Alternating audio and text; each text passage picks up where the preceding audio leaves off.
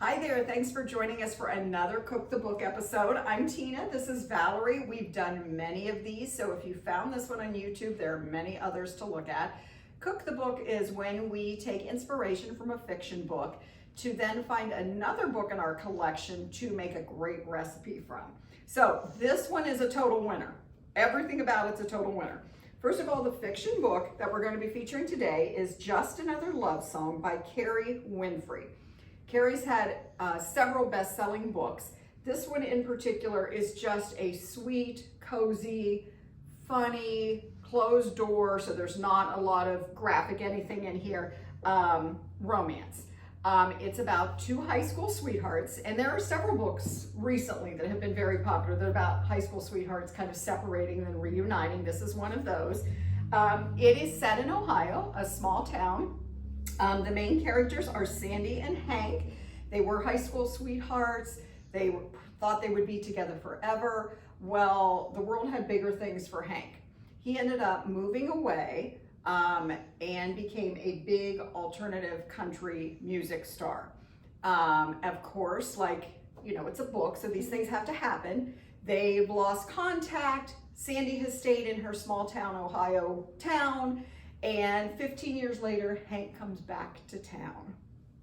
And then the book is like what transpires from there. So of course they get put together to organize a community street fair. And it's just a really fun, sweet book that will make you think about your first love or your high school sweetheart and maybe what could have been.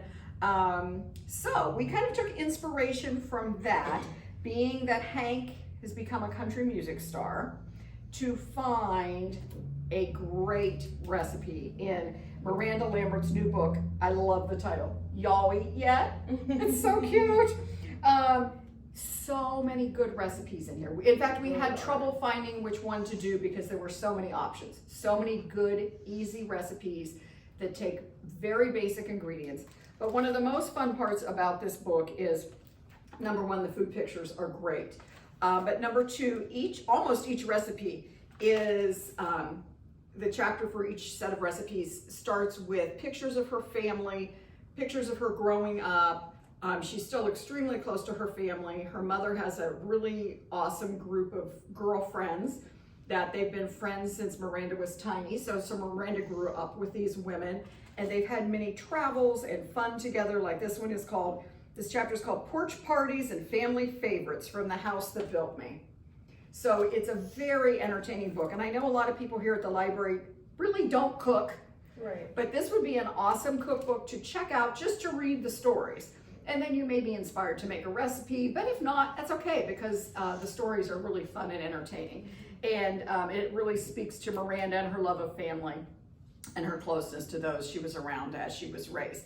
So the recipe we're making, I probably should tell you that, is Bev's Garden Salsa. And it's easy. It's very easy. This is the time of year for tomatoes, fresh tomatoes, other fresh vegetables. And Miranda says salsa is love in a jar. And it really kind of is. So Valerie's going to lead us through making this recipe. All right. And just basic ingredients, easy to find ingredients, just really easy to do. Okay, so we're going to start. Really all you need for this is, equipment-wise, is just a blender and a bigger bowl because it makes quite a bit. So we're going to start with the bell pepper, and you just have to coarsely chop your vegetables, your fresh vegetables, because they're going to go in here anyway. Oh, that makes sense. So, and it makes it easier for prep work too, that you don't have to dice it tiny. It really does. It really does. So the bell pepper, and then you're going to put your onion in there. And is that like about one whole onion? Yeah, it's just one large yellow onion, coarsely chopped, so that's about what that is. And then about 3 to 4 fresh tomatoes, coarsely chopped, and I did 3 because they were pretty decent size. So, and again, if you're watching this during the summer, you may have fresh tomatoes from your garden or have a neighbor or friend who's gifted you with some tomatoes. Absolutely. Okay, and then we're gonna throw, if you choose to use, it says for bunch cilantro with the stems removed. I'm not a huge cilantro fan, so I tend to buy this. It's like partially dried, and for almost all of my recipes, it works just fine. And it's so nice, it lasts longer. It does. So I'll throw some of that in there.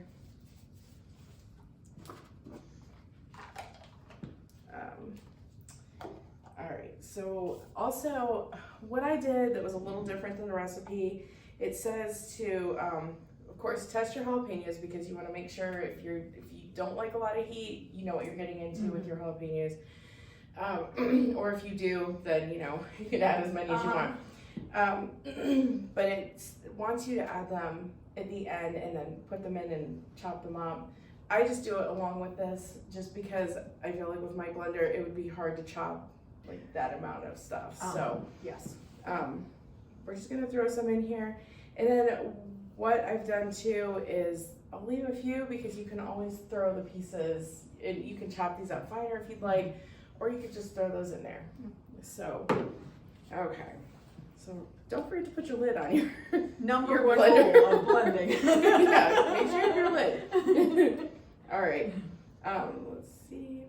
So then we're just gonna chop it up until everything's just kind of finely chopped together.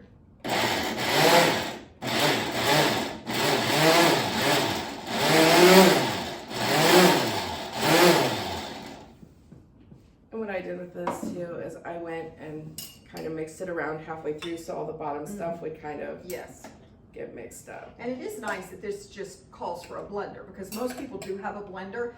I know if I look at a recipe and it says in a food processor, I don't have a food processor. So I just then pass by those recipes. Yeah. This is nice that it just takes a blender. And that's so true, because a lot of recipes do call for a food processor. And I recently got one, which I love. But you're right, that's like one of those things that maybe not a lot of people have. Yes. So I agree with you. Yes. I do the same.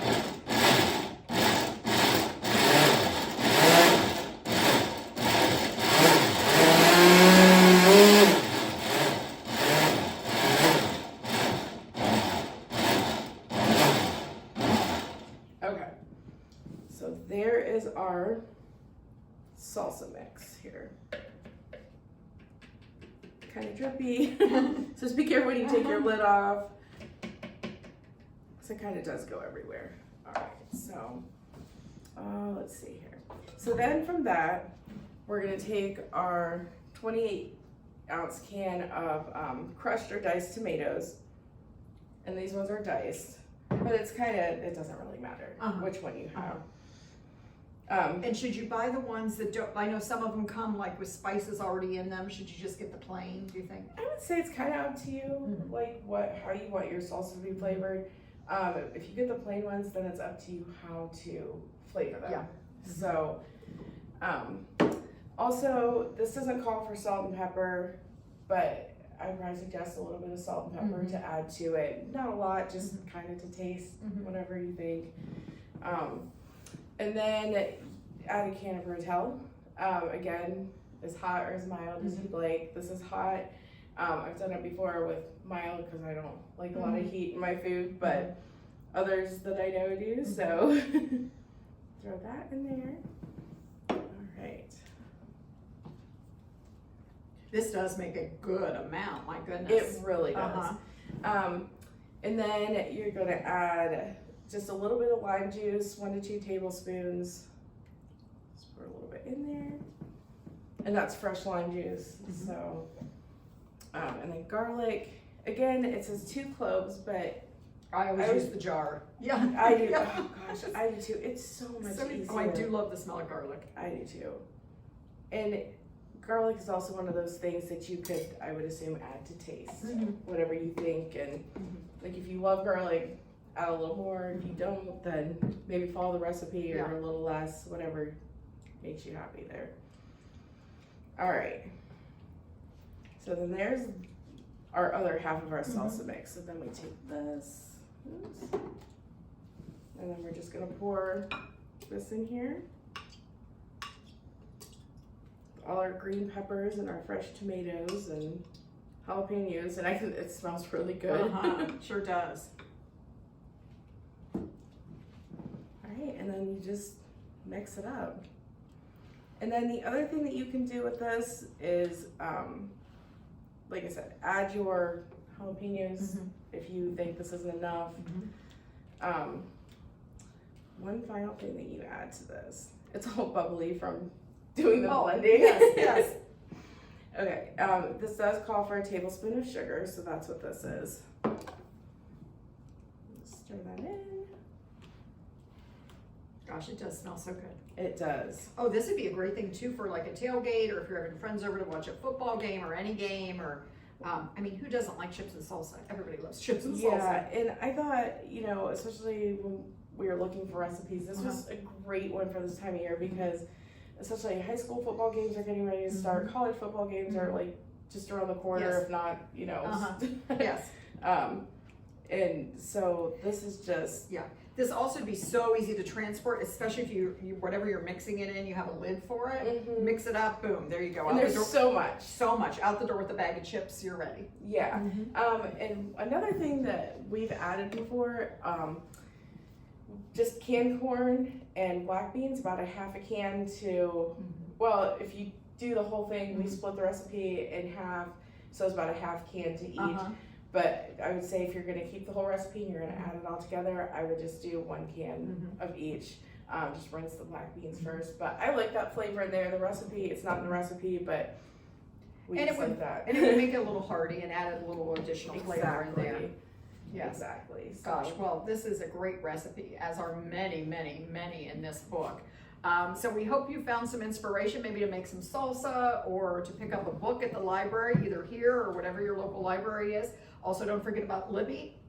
Everything's available on Libby through your Ohio Public Library. So thanks so much for joining us. We'll see you next time.